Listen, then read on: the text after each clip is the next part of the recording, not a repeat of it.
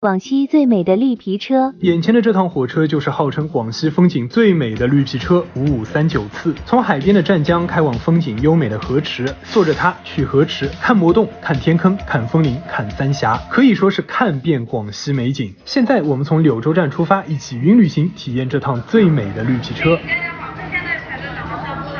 哎呦，这客流杠杠的耶！去往贵州的高铁还没有通车，所以进站的绿皮车人满为患。前面这位小姐姐貌似找不到自己的座位了，一不小心买了最后一节车厢的最后一排，还好有个门挡着，不然感觉要掉出去了。位于列车屁股的视角可以看到后面的轨道，除了车窗有点脏，勉强可以说是十分通透了。透过车窗我们可以看到火车已经驶离柳州站，我们行驶的这条铁路从广西的柳州到贵州的贵阳，所以叫做黔贵铁路。黔和贵分别是广西和贵州的简称。车尾风景还行，就是靠厕所，味儿有点大。说句实话，这广西的云还是很漂亮的。看着风景，坐着火车，一会儿我们就进山了。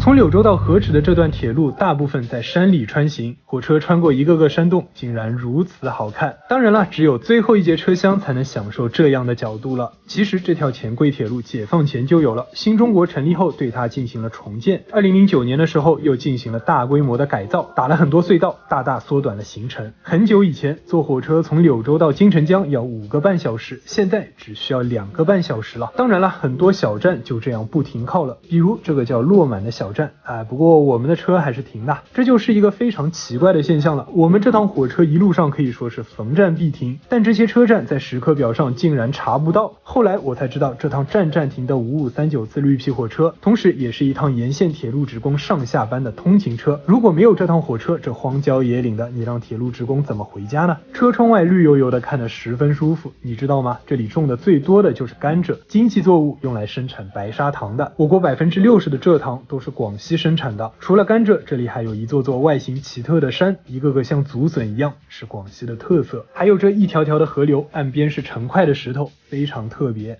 就是车厢里的乘客好像对美景都不感兴趣啊，都在刷手机或者睡觉，没几个人看窗外的。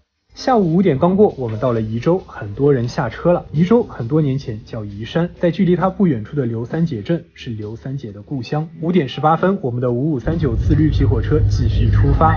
列车运行，前方到站是金城江站。离开宜州，我们经过叶茂、怀远、全村、德胜几个小站，这些小站的作用基本就是用来避让，因为黔贵铁路是单线铁路，也就是说只有一条道。所以2个方向的火车总有一个要让路，如果是双线的话，我觉得这车还能更快一点。来广西旅游，很多人立刻想到的是桂林，其实我倒是觉得有时间一定要去一去河池，真的有洞穴，有暗河，还有长寿村。桂林有的它都有，桂林没的它也有。